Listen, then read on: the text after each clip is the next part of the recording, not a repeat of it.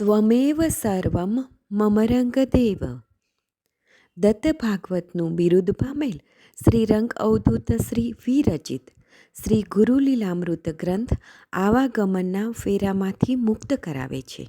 જાણે બ્રહ્મરસાસ્વાદે ભર્યો નર્યો ગ્રંથ સાધ્યંત.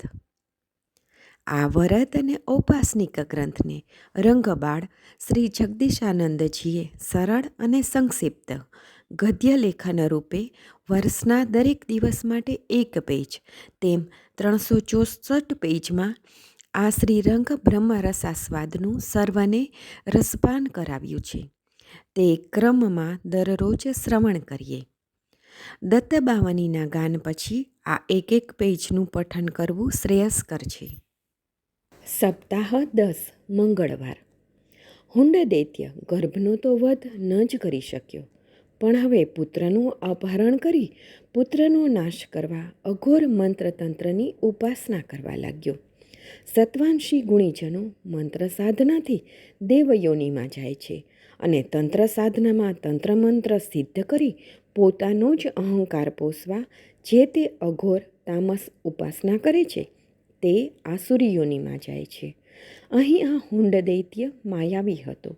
તે વિચિત્ર સાધના મંત્રતંત્રનો ઉપયોગ કરી દુષ્કર્મ કરવા માગતો હતો.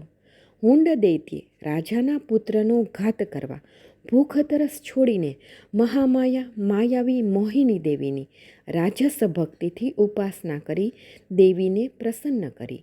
તેની માયાથી મોહિની શક્તિ પ્રાપ્ત કરી રાણીના અંતઃપુરમાંથી એક દાસી બહાર આવતા જ એ મોહિની શક્તિ દ્વારા પેલી દાસીની જ્ઞાનશક્તિ ખેંચીને તેના દેહમાં પેસીને કોઈ ના જાણે તેમ સિદ્ધ બળે તે દૈત્ય સૂતિકા ગૃહમાં બેઠો. શ્રી દત્ત ભગવાન આ બધું જોતા હતા, બધું જ જાણતા હતા. કાંઈ પણ બોલ્યા કે કર્યા વિના જ મંત્રને માન આપી આગળ અવનવી લીલા કરવા હુંડને જેમ કરવું છે તેમ તેમણે કરવા દીધું. આ મોહિની શક્તિથી હુંડે તેની ઈચ્છા પ્રમાણે બધાને ગાઢ નિંદ્રામાં નાખી રાજપુત્રને નિર્ભયતાથી લઈને પક્ષીવત આકાશ માર્ગે તુરંત તેના કાંચનપુરમાં પહોંચ્યો અને અતિ આનંદ સાથે તેની પત્નીને કહેવા લાગ્યો, જોજો આ નાનો બાળક, હા હા મારો વધ કરવા આવ્યો છે, પણ એને છોડું તો ને. કેટલાય વલખા મારી કેટલાય પ્રયત્નો કરતો હતો, છતાંય બેટો હાથમાં જ નહોતો આવતો. મને મારા વંશનો નાશ કરવા, આને પેદા કરવા કેટલાય તપ યજ્ઞો વ્રત કરી દેવોએ પ્રયત્ન કરી આને જન્મ આપ્યો, પણ એ મારો કાળ બનતા પહેલાં તો હું જેનો કાળ બની ગયો. મને કાળ પણ જીતી શકતો નથી. હા હા હું કાળનો પણ કાળ છું. સ્વર્ગ મૃત્યુ પાતાળમાં મારાથી કોઈ બળ્યો છે જ નહીં અને થશે પણ નહીં. એટલે હે વાલી મારી પ્રિયા, લે આ બાળકને જલ્દીથી રસોડામાં લઈ જા અને મારા માટે તું જાતે જ ત્યાં ઊભી રહીને આપણા રસોઈયા પાસે મારા સ્વાદિષ્ટ ભોજન માટે આ બાળકને મારી તેનું માંસ રાંધીને તું જલ્દી લઈને આવ.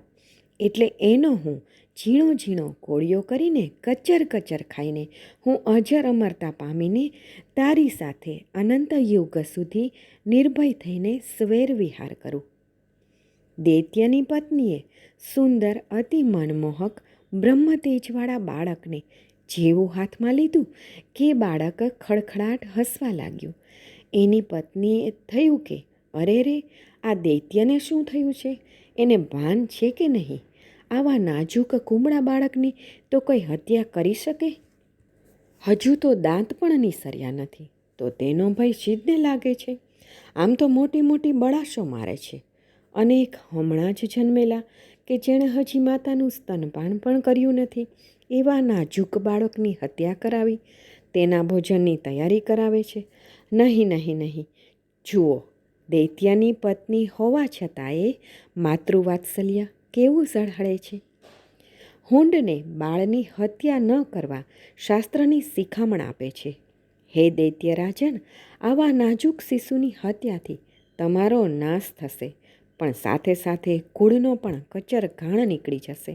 જરા સમજો, જેમ કોઈ અસાધ્ય પીડા દર્દીને સારા થવા કડવી દવા પીવી ગમતી નથી, તેમ અહીં તેના કુળને બચાવવા પોતાની પત્નીની સલાહ કે શાસ્ત્રનું વચન તેને ગમતું નથી. વદે દૈત્ય, તારો અહીં બોધ નકામો એમ. નિર્મ્યો દેવો એ નકી, અંતક એ મમ એમ. શ્રી ગુરુ લીલામૃત અધ્યાય 45 દોહરો 42. અવધૂત ચિંતન શ્રી ગુરુદેવ દત્ત.